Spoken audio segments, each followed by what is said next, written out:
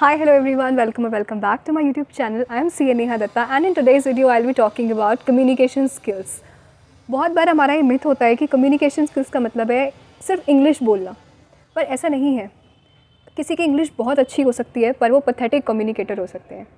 और ऑनेस्टली मुझे नहीं समझ आता एग्जैक्टली कि कम्युनिकेशन स्किल्स में क्या एग्जैक्टली मैं आपको बताऊं, तो इसलिए आई वॉज जस्ट थिंकिंग कि क्या बोलूँगी मैं, क्या वीडियो बनाऊँ। I try to Google things पर मैं इतना कनेक्ट नहीं कर पाई।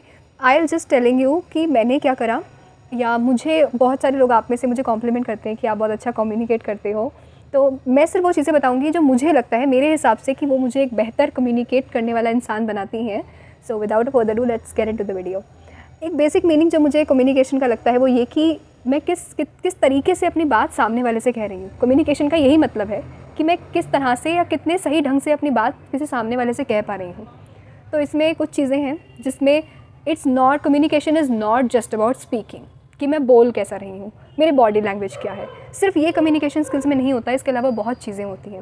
फॉर एग्जांपल, कम्युनिकेशन का मतलब मैं अच्छे से किसी से कब बात कर पाऊँगी, जब मैं किसी को सामने ढंग से सुन रही हूँ।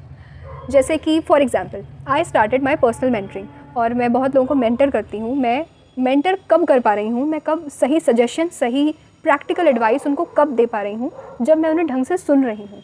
मानी मैं उनकी प्रॉब्लम सुन नहीं रही, उनका फ़ोन आया, उन्होंने ज़रा सा कुछ बताया, मैंने अपना बोलना शुरू कर दिया, तो क्या मैं अच्छा सजेशन दे पाऊँगी इस बात पे? नहीं दे पाऊँगी। What will make me good communicator will be that how actively मैंने उस इंसान को सुना, कितने ध्यान से मैंने उनकी बात समझी, तब मैंने उनको रिस्पॉन्ड करा। दो तरह से होता है सुनना बातों को। एक होता है किसी को सिर्फ रिस्पॉन्ड करना, जवाब देने के लिए हम किसी को सुन रहे हैं कि वो कुछ, उसने कुछ बोला नहीं कि हम तुरंत हमारा आंसर रेडी हो, दैट इज़ हियरिंग। पर एक होता है हम किसी को समझ रहे हैं उसकी बात, कि हम जब बोलें तो बहुत एक प्रैक्टिकल सॉल्यूशन हम उसको दे पाए, वो होता है एक्टिव लिसनिंग। हम समझने के लिए उनकी बात को सुन रहे हैं, सिर्फ just for the sake of hearing हम नहीं सुन रहे हैं। हम समझ रहे हैं उनकी बात को कि वो क्या कह रहे हैं। मैं आपसे या किसी से अच्छे से कम्युनिकेट तब कर पाऊँगी जब मैं किसी इंसान को अच्छे से सुन रही हूँ। तो पहली चीज़ होती है एक्टिव लिसनिंग। दूसरी चीज़ होती है कि मैं कितना अच्छे से एम्पैथाइज़ कर पा रही हूँ।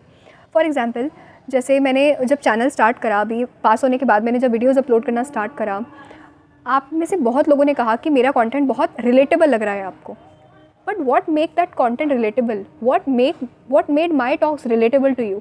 जब मैंने आपसे एम्पैथाइज़ करा, क्योंकि मैं भी एक टाइम पर वैसी ही स्टूडेंट थी जो बहुत प्रोक्रेस्टिनेट कर रही है, जिसको पढ़ने में कुछ प्रॉब्लम हो रही है, जिसके साथ बहुत सारे इश्यूज़ हो रहे हैं, वो जिसको एंजाइटी हो रही है। तो मैं वो स्टूडेंट थी, तो मैं आपकी प्रॉब्लम क्या है मैं उसको फ़ील कर पाई एग्जैक्टली। मैंने आपसे एम्पैथाइज़ करा, मैंने आपकी बात को फ़ील करा, तब मैंने आपको कुछ सोल्यूशन दिया। अगर मैंने ये चीज़ें कभी खुद फर्स्ट हैंड फील नहीं करी हैं, मैं आप एम्पैथाइज़ नहीं कर रही हूँ, मैं समझ नहीं रही हूँ आपकी बात, मैं आपको फ़ील नहीं कर पा रही हूँ, सिर्फ ऐसे ही आके कुछ भी बोल रही हूँ, तो जब मैं दिल से नहीं बोल रही हूँ तो वो आपके दिल तक नहीं पहुँचेंगी। और कोई दिल से बोल रहा है नहीं बोल रहा, वो उसकी बातों से आपको समझ आ जाता है, क्योंकि वो एकदम यहाँ लगती है बात। जब आप कोई रिलेटेबल बात बोल रहे हैं ना, आपको लगता है कि बस दिल को छू गई इसकी बात। वो इसलिए क्योंकि सामने वाले इंसान ने आपसे एम्पैथाइज़ करा, उसने एग्जैक्टली जो आपकी प्रॉब्लम थी वो वहाँ उस प्रॉब्लम तक पहुँच पाया, उसने उसको फ़ील करा, फिर उसने कुछ शब्द बोले, तो उस इंसान ने आपसे एम्पैथाइज़ करा, तभी वो उस एम्पैथाइज़ करने ने उसको बेटर कम्युनिकेटर बनाया। तो सेकंड चीज़ है एम्पैथाइज़ करना। सामने वाला क्या बोल रहा है उसकी बात को फ़ील करें, उस इमोशन को फ़ील करें, तब कुछ बोलें। सिर्फ just for the sake of saying कुछ ना बोले कि मुझे सिर्फ बोलना है तो मैं आके कुछ भी बोल दूँगी, सामने को रिलेट कर रहा है नहीं कर रहा मुझे उससे कोई मतलब नहीं है, बस मैं अच्छी इंग्लिश बोलती हूँ तो मैं आके कुछ भी बोलूँगी। ऐसा नहीं होता। ध्यान से सामने वाले की बात को समझें, एक्टिव लिसनिंग, एम्पैथाइज़ करें, उसको फ़ील करें वो क्या सुनना चाह रहा है या क्या उसकी प्रॉब्लम है, वो समझ के तब बोलें। तीसरी चीज़ हमारी टोन, हम किस टोन पे बात कर रहे हैं। आधे से ज़्यादा झगड़े कई बार हो जाते हैं क्योंकि हम अपनी टोन का ध्यान नहीं रखते। हमारे लिए शायद वो हमारी नॉर्मल पिच थी, पर सामने वाले को वो ऑफेंसिव लगी, उनको वो टोन सुनने की, उस पिच पे सुनने की आदत नहीं है। तो आपको अपनी पिच नॉर्मल रखनी है, आप किस टोन में बात कर रहे हैं आपको उसका बहुत ध्यान रखना है किसी से बात करते टाइम।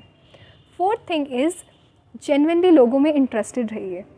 मैंने बहुत बार क्या देखा है, कई बार मेरे लिए बहुत मुश्किल हो जाता है कुछ लोगों से कम्युनिकेट करना, एंड आई फील लाइक कि कब ये फ़ोन रखेंगे या कब ये जाएंगे यहाँ से, मैं और बात नहीं कर पा रही उनसे। वो कब होता है जब कोई इंसान, आपने बात करनी स्टार्ट करी और वो पर्सन सिर्फ अपने बारे में बात करे जा रहा है कि मेरी ये अचीवमेंट है, मुझे ये पसंद है, मुझे ये नापसंद है, मैंने ये करा, मैंने ऐसा करा। आप बताइए, क्या आप किसी ऐसे इंसान से बात करना चाहेंगे जो सिर्फ अपने बारे में बात करे जा रहा है? नहीं। हम सबको वो लोग पसंद आते हैं जो हम में इंटरेस्टेड हो, हमसे जानना चाहें कि हमने क्या करा, हम क्या कर रहे हैं अपने लाइफ में, हमारी क्या अचीवमेंट रही, हमारे क्या फेलियर्स रहे, जो लोग जेन्युइनली हमारी स्टोरी में इंटरेस्टेड हो, हमारे साइड की स्टोरी सुनना चाहें। तो आप वो इंसान बनिए जो सामने वाले को, कोई आप किसी एक इंसान से बात कर रहे हैं या पब्लिक एट लार्ज से, always be interested in knowing their story, कि वो क्या कहना चाहते हैं, उनका क्या मानना है। हमेशा मुझे ऐसा लगता है कि मैं किसी से भी बात करूँ ना, कोई एक इंसान है या फिर ज़्यादा लोग हैं, I always wanted to make other person feel important, talk about them. और ये फेक मत करना जब आप किसी के अननेसेसरली ना, कई बार अब ऐसा नहीं है कि मैंने कहा कि आपको जेन्युइनली इंटरेस्टेड होना है तो आप रैंडमली कुछ भी क्वेश्चन पूछेंगे या क्वेश्चन पे क्वेश्चन पूछेंगे, वो भी सामने वाले को इरिटेट कर देता है। आप जब जेन्युइनली इंटरेस्टेड होते हैं ना किसी में, वो सामने वाले को पता चलती है वो चीज़ कि आप जेन्युइनली इंटरेस्टेड है उनकी बात जानने में, उनके साइड की स्टोरी जानने में। So always try to make the other person feel important, don't just talk about yourself, be that person जो सामने वाले को स्पेशल फील करवाए, ना कि सिर्फ अपने बारे में अपने अचीवमेंट्स गाता रहे दूसरों को। ओके उसके बाद एक चीज़ जो मुझे लगती है कि किसी को लाइकेबल बनाती है, जो मुझे लोगों में अच्छी लगती है, आई अप्रिशिएट रिगार्डिंग देम, तो यही चीज़ मैं भी ट्राई करती हूँ कि मैं करूँ, वो ये कि अगर आपने किसी का कोई काम देखा, कोई एट्रीब्यूट देखा, कोई क्वालिटी देखी, apart from the how they are looking and how their outfit is, उसके अलावा कोई और qualities, not just restricted to their looks या देयर ड्रेसिंग सेंस, उसके अलावा कोई क्वालिटी आपने किसी में देखी, कोई बहुत एक्टिवली सुनता है दूसरे को, या कोई ऑब्जर्व बहुत अच्छा करता है चीज़ों को, या कोई बहुत डिसिप्लिन्ड है, कोई बहुत पंक्चुअल है, go and let that person know कि उनमें ये खास बात है, ये स्पेशल क्वालिटी है उनमें।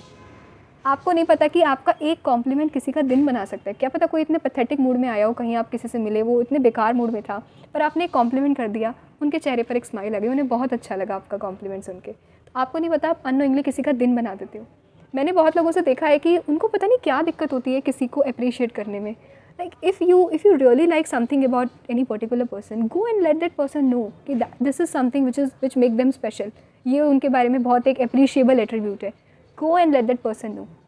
और कॉम्प्लीमेंट जेन्युइन होना चाहिए। फेक करोगे तो पीपल विल फिगर आउट कि आप सिर्फ फेक ऐसे रैंडम कॉम्प्लीमेंट लोगों पे थ्रो कर रहे हो, सो डोंट डू दैट।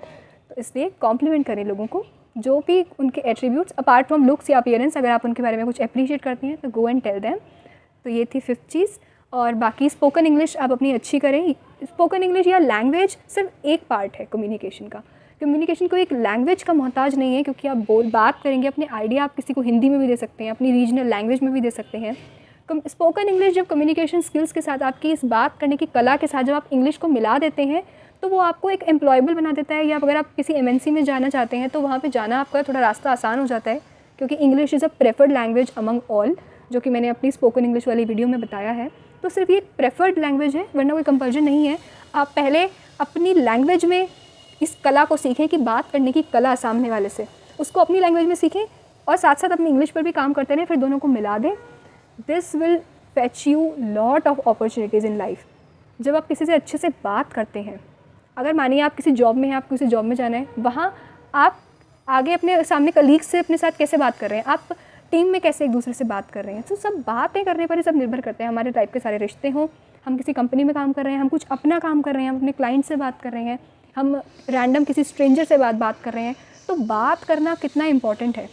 तो ये सारी चीज़ों की फाउंडेशन ये है कि हम किस तरह से बात करते हैं। कई बार शब्द इतने इंपॉर्टेंट नहीं होते, पर आपने किस तरह से अपने शब्दों को कहा, वो बहुत इंपॉर्टेंट होता है। तो ये कुछ चीज़ें लगती हैं मुझे जो किसी इंसान को एक बेहतर कम्युनिकेटर बनाती हैं। तो ये मैंने आपसे शेयर करा, हो सकता है इसमें कुछ मिस आउट हो गया हो, so I will come up with next video. और अगर आप कुछ इसमें ऐड करना चाहें तो do let me know in the comment section down below, जो आपको लगता हो कि किसी की कम्युनिकेशन स्किल्स में क्या चीज़ें उनको बेहतर कम्युनिकेट करने वाला इंसान बनाती हैं। So don't forget to mention those qualities in the comment section down below. I will pin, कि बाकी लोग भी वो कमेंट पढ़ के वो जान ले कि इस वीडियो के साथ साथ वो चीज़ें भी खुद में इम्बाइब कर सकते हैं, खुद को बेहतर कम्युनिकेट करने वाला इंसान बनाने के लिए। So that's it for this one. See you in the next one. Till then, bye.